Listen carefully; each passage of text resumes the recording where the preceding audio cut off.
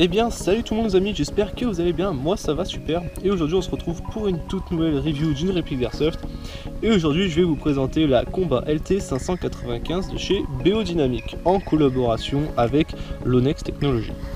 Pour cette série là, nous aurons une packaging assez simple, une boîte noire avec un autocollant collé dessus tout simplement, avec plusieurs références de répliques qui existent sur cette série. Donc je vous expliquerai, il y a plusieurs séries chez BO par rapport au blowback, parce que c'est une version blowback celle-là. Je vais vous expliquer un petit peu plus tard la différence entre les deux.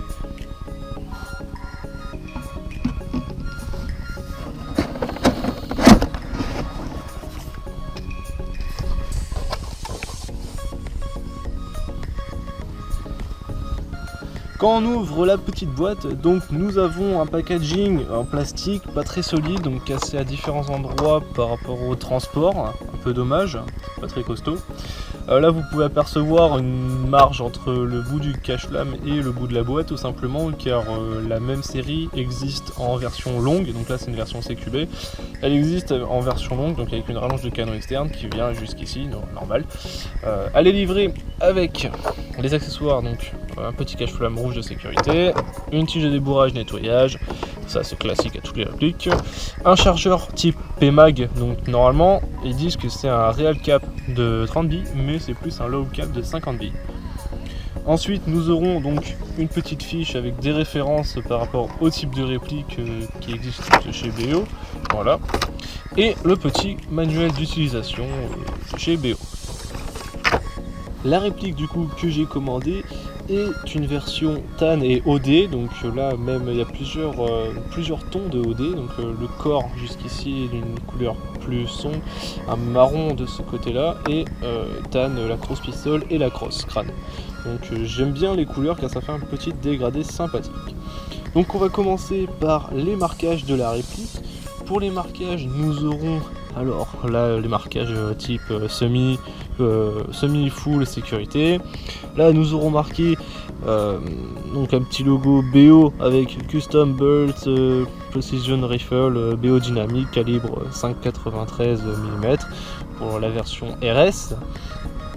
Ensuite comme gravure, donc comme marquage gravure, nous aurons de l'autre côté donc le logo de chez l'Onex Technology sur la partie juste au-dessus du chargeur, plus le logo aussi sur la cross pistol. Nous aurons marqué Blowback Adaptive Weapon, SP Combat LT 595.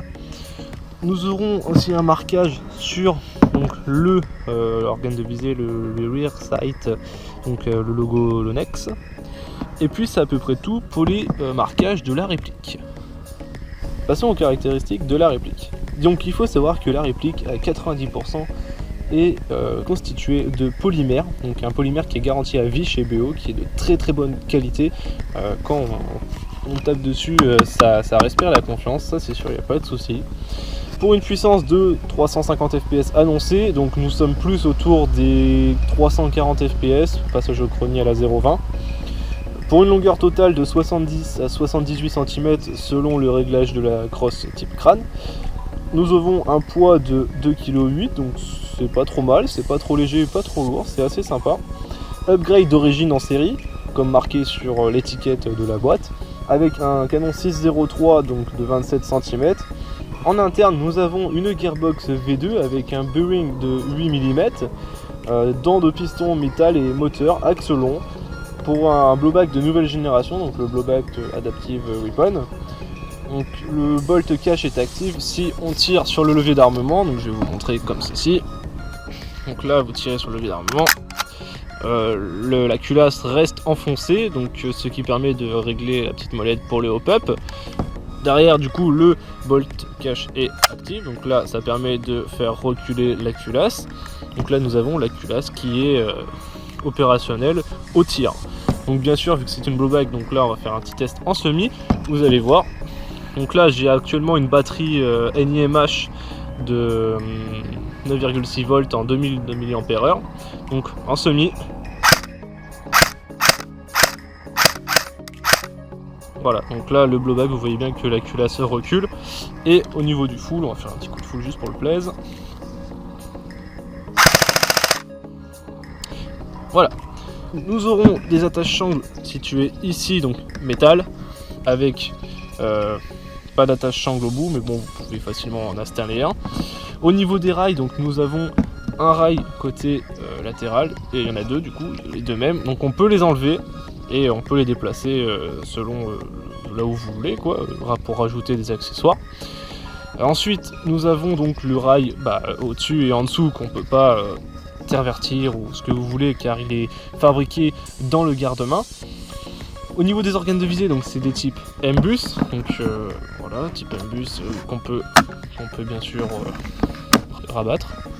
Pour ce qui est de la batterie, ça ne change pas d'une M4 classique, donc vous retirez bien entendu, donc vous appuyez ici, ça va faire coulisser la crosse crâne le long de l'axe, donc le numéro de série de la réplique. Vous appuyez sur les deux qui se situent ici, les deux petits bitonio, parce que c'est un petit peu dur.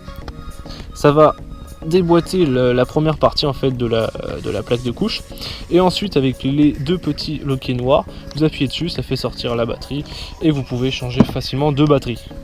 Donc tout type de batterie rentre dans la cross crâne, LiPo, NiMH, il n'y a pas de souci. Je pense avoir fait le tour de la review, donc je ne vais pas faire de version RS pour cette réplique, car c'est une variante de la M4, il n'y a pas de souci, une réplique classique, donc pas de variante pour cette vidéo. Donc j'espère que la vidéo vous aura plu. Si vous avez des questions, n'hésitez pas à les poser en commentaire, c'est fait pour ça. Et moi je vous dis salut tout le monde.